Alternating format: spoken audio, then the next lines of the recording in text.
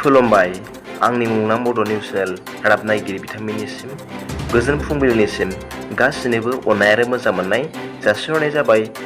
आसा खालामो नोंथांमोनहा गासिबो मोजाङै दं। नोंथांमोननि थाखाय आं गोदान भिडिअ लाना फैलायबाय। अननानै भिडिअखौ स्किप खालामाजासे जोबजासिम नायलांदो। लोगोफोर, आं सानफ्रामबो बिब्दिनो फुंनि समाव रादाबखौ फोसावबाय थागोन। लोगोफोर, सोरबाफोर आंनि चेनेलखौ दिनैसो गोदानै नायसनदोंब्ला अननानै साबस्क्राइब खालामना ला आरो बेल आइकनावबो थुनानै हो, जाहाथे आं गोदान निउस आपडेट लानानै फैब्ला नोंथांनियाव सिगांग्रो नटिफिकेसन सौहैयो। बिदिबा गोबाव खालामाजासे रादाबखौ जागायनोसै। दिनैनि फुंबिलिनि मोननैसो गाहाय रादाबफोरा जाबाय। सेथियाव दं आसामनि गिबि मन्त्रि हेमन्त बिश्व शर्मा बिथाङा मैया बुधबारखालि शिबसागर जिल्लानि क'रगांवआव खुंनाय गरिब कल्याण यजनानि हाबाफारियाव गाहाय मन्त्रि नरेन्द्र मदिनि भार्चुवेल इन्टारेक्शननि गेजेरजों PMAY आरो PM किसान सम्मान निधिनि मुलाम्फा एबा सेंसन लेटार गथायो होनना दा इन्डिया टाइम्स रादाबाव फोरमायदों।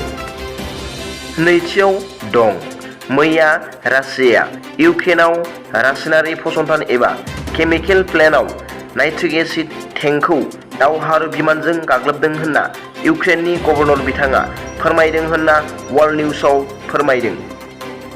थामथियाव दं मैया बुधबारखालि NEET नेशनेल एलिजिबिलिटि काम एन्ट्रेन्स टेस्ट आरो PG एबा पोस्ट ग्रेजुएट आनजादनि रिजाल्टखौ फोसावबाय होननानै इडुकेसन निउसआव फोरमायदों। मख'जाथावदि बे आनजादखौ 2022नि मे दाननि 21 अक्ट'आव खुंदोंमोन आरो बे आनजादखौ 849 जायगाफोराव खुंफुंनाय जादोंमोन। बे आनजादाव गासै 1,82,308 बिजाथिफोरा जिरायदोंमोन होनना रादाबाव फोरमायदों।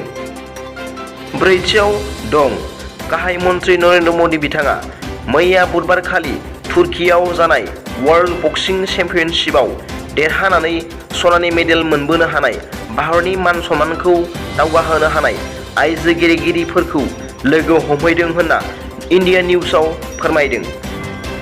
मख'जाथावदि बे खेलायाव देरहानो हानाय बिथांमोननि मुङा फारियै निकात जारिन, मनीषा मन आरो पारवीन हुदा होनना रादाबाव फोरमायदों। बाथियाव दं फैगौ 7 जुलाइनिफ्राय 17 जुलाइसिम USAनि बिर्मिंहामाव खुंफुंजानो गोनां वर्ल्ड गेम्सआव भारतनि जानानै सानमा ब्रह्मआ उसु गेलेगोन। क'क्राझार जिल्लानि हालादल गामिनि थागिबि राकेश ब्रह्मनि फिसाज्ला सानमा ब्रह्मआ भारतनि जानानै गिबि खेब USAआव खुंफुंजानो गोनां वर्ल्ड गेम्सआव उसु गेलेनो खाबु मोननाया हादोरजों लोगोसे आसाम आरो बिटिआर आरो क'क्राझार ओनसोलाव गोग्गानाय लाबोदों।